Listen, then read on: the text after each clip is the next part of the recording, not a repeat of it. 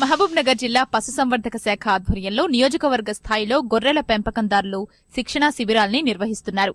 ఇందులో భాగంగా నారాయణపేట డివిజన్ కేంద్రంలో గొర్రెల కాపరుల సంఘం సభ్యులకు జీవాల పోషణలో మెరుగైన పద్ధతుల గురించి వివరించారు. ఈ కార్యక్రమానికి జిల్లా గొర్రెల కాపర్ల సంఘాల సభ్యులు, కాపరులు పాల్గొన్నారు. ఎన్సీబీసీ పథకాన్ని ప్రత్యేకంగా మహబూబ్ నగర్ జిల్లాకు మాత్రమే వర్తింపజేయడం జిల్లాలోని జీవాల పెంపకందారులకు వరమని సంఘం చైర్మన్, వైస్ చైర్మన్లు అభిప్రాయపడ్డారు.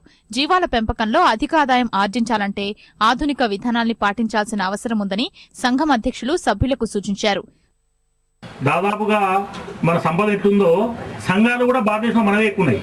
950 సంఘాలు ఉన్నాయి మహబూబ్నగర్ జిల్లాలో. తెలంగాణ 10 జిల్లాల్లో 5000 సంఘాలు ఉంటే ఒక మహబూబ్నగర్ జిల్లానే 950 సంఘాలు ఉన్నాయి. మరి ఇన్ని సంఘాలు ఉంటే మీ నారాయణపేట డివిజన్లో 50-60 ఉన్నాయి. కానీ నాకు తెలిసి 200 అయినటువంటి సంఘాలు ఉన్నాయి, 10 ఉన్నాయి. మీ కాన్స్టిట్యున్సీకే తక్కువ.